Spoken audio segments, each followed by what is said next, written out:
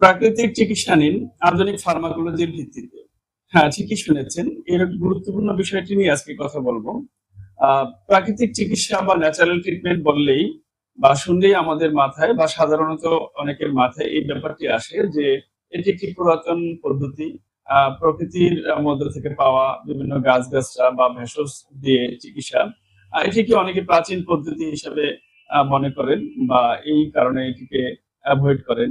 বা মনে করেন যে আধুনিক চিকিৎসা বলতে অ্যালোপ্যাথিক চিকিৎসার সাথে কম্পেয়ার করে এটিকে পিছিয়ে থাকা মনে করেন, পশ্চাৎপদ মনে করেন।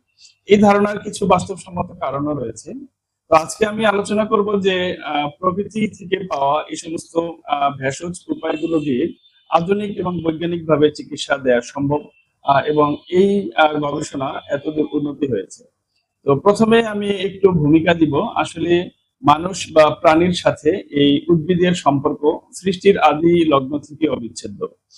প্রকৃতিতে প্রাণী এবং উদ্ভিদ পাশাপাশি বিকশিত হয়েছে। এই ক্ষেত্রে উদ্ভিদকে বলা হয় স্বয়ংসম্পূর্ণ বা অটোট্রপিক। তারা টিকে থাকবার জন্য প্রয়োজনীয় খাদ্য, পুষ্টি বা প্রতিরোধ ব্যবস্থা নিজেরাই নিজেদের ভিতরে তৈরি করতে পারে। অন্যদিকে প্রাণী, এখানে প্রাণী বলতে আমি শুধু মানুষকেই মিন করছি, যেহেতু আমি চিকিৎসা নিয়ে কথা বলবো। মানুষ সহ অন্যান্য সকল প্রাণীরাই মূলত তাদের বেঁচে থাকার জন্য খাদ্য, রোগ নিরাময়ের জন্য ঔষধ, এবং পরিপুষ্টির জন্য নিউট্রিশন, এবং আঘাতজনিত বা অন্য যে কোনো প্রয়োজনে প্রাথমিক চিকিৎসার জন্য প্রকৃতির উপরে, অর্থাৎ ভেষজের উপরে বা প্লান্টের উপরে নির্ভর করেছে। তো শুধু মানুষ নিয়েই কথা বলছি আমি। তাহলে মানুষ তার প্রয়োজনে, অর্থাৎ তার বেঁচে থাকার জন্য খাদ্য, রোগ নিরাময়ের জন্য ঔষধ বা পথ্য, এগুলো প্রকৃতি থেকে অর্থাৎ প্লান্ট থেকে নিয়েছে। এই ধারাবাহিকতাই কিন্তু এই আধুনিক প্রাচীন যে লোকজ চিকিৎসা, সেই চিকিৎসা শাখার ইউনানি, আয়ুর্বেদ এবং অন্য হার্বাল এই শাখাগুলো বিল্ড আপ করেছে।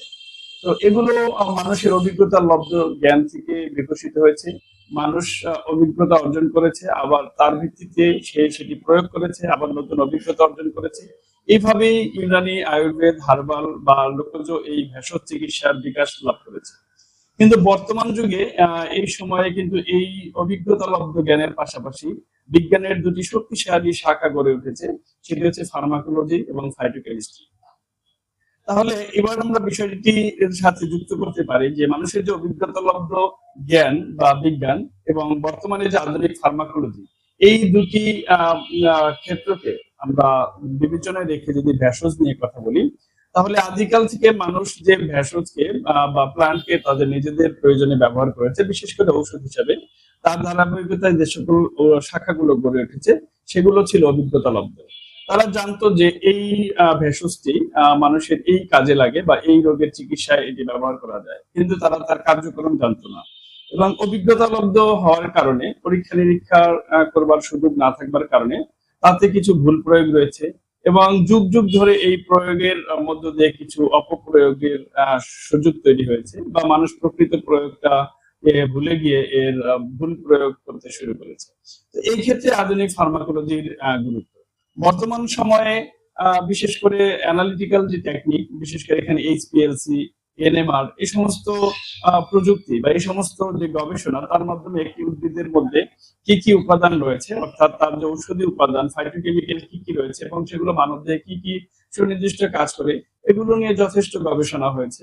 এবং এই ক্ষেত্রে কিছু কিছু উদ্ভিদের মধ্যে এমন কিছু উপাদান রয়েছে যেগুলো মানবদেহের জন্য ক্ষতিকর হতে পারে। তো অভিজ্ঞতালব্ধ চিকিৎসা ক্ষেত্রগুলোতে এই ক্ষতিকর উপাদানগুলোকে আইডেন্টিফাই করার সুযোগ ছিল না। ফলে উপকারী উপাদান থাকা সত্ত্বেও অতিরিক্ত প্রয়োগ বা অপপ্রয়োগের ফলে সেই ক্ষতির কর যে উপাদান রয়েছে তার দ্বারা মানুষ ক্ষতিগ্রস্ত হবে। কিন্তু আধুনিক ফার্মাকোলজিক্যাল রিসার্চের কারণে ক্ষতিকর উপাদানগুলিকে আলাদা করে জানবার কারণে তার প্রয়োগের যে ডোজ সেটিকে নির্ধারণ করা যায়, এবং আধুনিক প্রযুক্তিতে সেই ক্ষতিকর উপাদানগুলোকে আলাদা করে ফেলা যায়। এভাবেই মূলত প্রকৃতি থেকে যে পাওয়া উদ্ভিদ বা ভেষজকে আধুনিক যে ফার্মাকোলজি, সেই ফার্মাকোলজির ভিত্তিতে যদি আমরা এটাকে ঔষধ হিসেবে সেবন করি, তাহলে পুরানো যে অভিজ্ঞতালব্ধ শাখা, ইউনানি, আয়ুর্বেদ, হার্বাল বা অন্যান্য যে শাখা রয়েছে, সেগুলোর যে অভিজ্ঞতালব্ধ ভুল ত্রুটি, সেখান থেকে আমরা মুক্ত হয়ে আধুনিক ফার্মাকোলজির দৃষ্টিতে এই প্লান্টকে বা এই ভেষজকে কিন্তু আমরা ঔষধ হিসেবে প্রয়োগ করতে পারি। এই হচ্ছে দুটি বিষয়ের মধ্যে মৌলিক বা গুণগত পার্থক্য। এখন এখানে প্রয়োগের দিক থেকে একটি ব্যাপার আমাদের সামনে আসে, তাহলে এর যথার্থ প্রয়োগের পদ্ধতি। এখানে আমি নিয়ে আসতে চাই একটি বিষয় আপনাদের দৃষ্টি আকর্ষণের জন্য, সেটি হচ্ছে যে হোমিওপ্যাথিক মাদার টিংচার এর ক্ষেত্রে যে হোমিওপ্যাথিতে যেই কিছু সিউডো সায়েন্স ন্যারেটিভ রয়েছে, সেই ক্ষেত্রে হচ্ছে ওষুধের শক্তিকৃত করার নামে যে ডাইলিউশন মেথড, মানুষের দেহ সম্পর্কিত যে জীবনী শক্তির ধারণা, রোগ শক্তির ধারণা, এই ধারণাগুলো একটি অবৈজ্ঞানিক বা সিউডো সায়েন্স ন্যারেটিভ তৈরি করে, যেটি আধুনিক বৈজ্ঞানিক মহলে নানানভাবে বিতর্ক রয়েছে। হোমিওপ্যাথিক অঙ্গন থেকে কেউ কেউ সে সমস্ত বিতর্কের জবাব দেওয়ার চেষ্টা করছে, কিন্তু সেগুলো বর্তমান সময়ে আধুনিক বিজ্ঞান বা আধুনিক যে যুক্তিবিদ্যার আলোকে সেগুলো যথেষ্ট নয়। কিন্তু আমি অন্য একটি ব্যাপার সামনে আনতে চাই, সেটি হচ্ছে হোমিওপ্যাথিতে অন্যান্য সোর্স থেকে বেশি ঔষধ রয়েছে প্ল্যান্ট সোর্স থেকে, ভেষজ উৎস থেকে।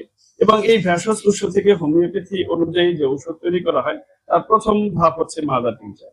এই মাদার টিংচারের মধ্যে কিন্তু ঔষধের সমস্ত গুণাগুণ এবং ফাইটোকেমিক্যাল গুলো সম পরিমাণে উপস্থিত থাকে। এবং এই মাদার টিংচার প্রয়োগের যে ব্যাপারটি, সেখানে কিছু বিতর্ক থাকলেও, অর্থাৎ নিজেদেরকে হাইলি ক্লাসিক্যাল মনে করেন এরকম চিকিৎসকরাও কিন্তু কিছু কিছু মাদার টিংচার ব্যবহার করেন। তারা আলফালফা ব্যবহার করেন, তারা ডামিয়ানা, জিংসেন, ইহুম্বিনাম ব্যবহার করেন, তারা পেসিফ্লোরা, রাওয়ালফিয়া ব্যবহার করেন, এবং অন্যান্য ওষুধের ক্ষেত্রে তারা ডাইলিউশনের উপরে থিওরি দিয়ে তারা মাদার ব্যবহারকে অ্যাভয়েড করতে চান, কিন্তু প্রয়োজনীয় ক্ষেত্রে তারাও ব্যবহার করেন। আমি সেই বিতর্কে না গিয়ে আমি একটি বৈজ্ঞানিক প্রসঙ্গ সামনে আনতে চাই। সেটি হচ্ছে, যেহেতু হোমিওপ্যাথিতে একটি বিশাল পরিমাণে প্ল্যান্ট সোর্স থেকে তৈরি মাদার টিংচার রয়েছে, ওষুধ রয়েছে, এবং আধুনিক ফার্মাকোলজির ভিত্তিতে আমরা জানতে পারছি যে এই সমস্ত উদ্ভিদ প্ল্যান্টের মধ্যে কি কি ফাইটোকেমিক্যাল রয়েছে এবং মানবদেহে কি কি সুনির্দিষ্ট কাজ করতে পারে। তাহলে সেই আধুনিক ফার্মাকোলজির ভিত্তিতে যে নলেজ, সেটির মাধ্যমে যদি আমরা হোমিওপ্যাথিতে থাকা প্ল্যান্ট সোর্স থেকে আসা যে মাদার টিংচার রয়েছে সেগুলো প্রয়োগ করি, তাহলে আমার ওষুধের সোর্স হচ্ছে প্রাকৃতিক বা ন্যাচারাল, অর্থাৎ হাজার বছর ধরে বা সৃষ্টি লগ্ন থেকে মানুষ যে প্রকৃতির উপরে নির্ভর করে আসছে, আর সেই প্রকৃতির উৎস থেকে আমার ঔষধের উৎস থাকছে। সেই অর্থে এটি প্রাকৃতিক। এবং প্রয়োগ পদ্ধতির দিক থেকে যেহেতু আমি আধুনিক ফার্মাকোলজির যে নলেজ সেটি ব্যবহার করছি, তাহলে এটি প্রয়োগ পদ্ধতির দিক থেকে এটি আধুনিক বা বিজ্ঞানসম্মত। এই ক্ষেত্রে আমরা নিরাপদ ডোজ এবং কার্যকারিতার পরিধি যদি আমরা জেনে নেই, যে কোন ঔষধ এদের মধ্যে কি কি উপাদান রয়েছে, তার মধ্যে ক্ষতিকর উপাদান থাকলে সেটি কি পরিমাণে রয়েছে, আর কতটুকু পরিমাণ ওষুধ মানবদেহের জন্য উপকারী, সেটি অভ্যন্তরীণভাবে সেবনের পদ্ধতি কি, এবং কিছু কিছু ওষুধের ক্ষেত্রে বাহ্য প্রয়োগের সুবিধা রয়েছে, এই ব্যাপারগুলো যদি আমরা আধুনিক ফার্মাকোলজিক্যাল রিসার্চ অনুযায়ী জেনে নিই, তাহলে কিন্তু আমরা হোমিওপ্যাথিতে থাকা বিশাল একটি সংখ্যার প্ল্যান্ট সোর্স থেকে আসা মাদার টিংচারকে আধুনিক ফার্মাকোলজিক্যাল রিসার্চ অনুযায়ী আমরা প্রয়োগ করতে পারবো। সেই দিক থেকে এটি আর অবৈজ্ঞানিক কিংবা অযৌক্তিক এই দাবি তুলবার কোনো সুযোগ থাকবে না, কারণ এগুলো যে গবেষণা, সেই গবেষণা জেনারেল শাখা থেকে, জ্ঞানের জেনারেল শাখা থেকে, ফার্মাকোলজি এবং সাইটোকেমিস্ট্রি থেকে এসেছে। এটি একটি গুরুত্বপূর্ণ ব্যাপার।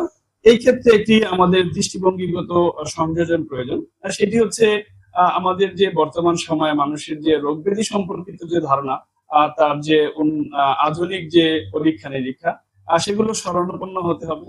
এবং ইমার্জেন্সি কেসে, যেমন খুব জোর সংকটাপন্ন অবস্থা, এবং যেমন একটা হাইলি প্রলিফারেটিভ কন্ডিশন, অর্থাৎ ক্যান্সারের থার্ড ফোর্থ স্টেজ, এরকম ইমার্জেন্সি কেসে আমরা এই হোমিওপ্যাথিক যে ভেষজ চিকিৎসা বা ভেষজ ঔষধকে আমরা অ্যালোপ্যাথিক ইমার্জেন্সি ওষুধের সাথে কম্পেয়ার করব না, এই ক্ষেত্রে আমরা সহযোগী হিসাবে ব্যবহার করতে পারি। কিন্তু কিছু কিছু ক্ষেত্রে সামগ্রিক চিকিৎসায় এবং কিছু কিছু ক্ষেত্রে প্রাইমারি অবস্থায় আমাদের এই আধুনিক ফার্মাকোলজিক্যাল রিসার্চ অনুযায়ী যদি আমরা প্ল্যান্ট মেডিসিন ব্যবহার করি, তাহলে একদিক থেকে এটি অনেক বেশি নিরাপদ। অ্যালোপ্যাথিক সিনথেটিক ওষুধের যেমন অনেক পার্শ্ব প্রতিক্রিয়া রয়েছে, সেদিক থেকে এটি অনেক বেশি নিরাপদ। এর সোর্স প্রাকৃতিক, ফলে এর নিরাময় যে প্রক্রিয়া, সেই প্রক্রিয়াও অনেকটাই সাদৃশ্যপূর্ণ হবে। তো মানব দেহের যে হরমোনাল ইমব্যালেন্স, মস্তিষ্কের নিউরো ট্রান্সমিটারের ইমব্যালেন্স, আমাদের পুষ্টিহীনতা জনিত নানাবিধ সমস্যা, এবং জীবাণুর বিরুদ্ধে লড়াই করবার জন্য আমাদের শরীরের যে ইমিউন সিস্টেম, এই সমস্ত বেসিক বা মৌলিক ব্যাপারগুলোতে এই প্লান্ট মেডিসিন গুলো ফার্মাকোলজিক্যাল রিসার্চ অনুযায়ী প্রয়োগ করলে চমৎকার ভাবে কার্যকরী হতে পারে। এবং অনেক রোগের ক্ষেত্রে এটি পূর্ণাঙ্গ চিকিৎসা হতে পারে, অনেক রোগের ক্ষেত্রে এটি প্রাথমিক চিকিৎসা হতে পারে, এবং কিছু কিছু ইমার্জেন্সি কন্ডিশনের ক্ষেত্রে এটি সহযোগী হিসেবে ভূমিকা পালন করতে পারে। এই কনসেপ্টকে যদি আমরা ধারণ করি এবং হোমিওপ্যাথিক ঔষধকে, বিশেষ মাদার টিচারকে যদি আমরা আধুনিক ফার্মাকোলজির দৃষ্টিতে প্রয়োগ করি, তাহলে আমরা এই স্লোগানটা দিতে পারি যে প্রাকৃতিক চিকিৎসা নিন আধুনিক ফার্মাকোলজির ভিত্তিতে। আমাদের ওষুধের সোর্স হচ্ছে প্রাকৃতিক উদ্ভিদ থেকে, এবং আমাদের প্রয়োগ পদ্ধতি হচ্ছে আধুনিক যে ফার্মাকোলজি, সেই ফার্মাকোলজিক্যাল বিজ্ঞানের আলো। তো এভাবে যদি আমরা ব্যাপারটিকে সামনে নিয়ে আসি এবং আমাদের প্র্যাকটিসে, আমাদের অনুশীলনে যদি আমরা ব্যাপারটিকে প্রয়োগযোগ্য করে তুলতে পারি, তাহলে কিন্তু আমরা যে সমস্ত ব্যাখ্যা রয়েছে সেগুলো থেকে নিজেদের রক্ষা করতে পারবো, এবং আমাদের বিরুদ্ধে যে সমস্ত অভিযোগ রয়েছে সেই অভিযোগগুলোর আমরা যুক্তিসঙ্গতভাবে এবং বৈজ্ঞানিকভাবে আমরা তার জবাব দিতে পারবো, মোকাবেলা করতে পারবো।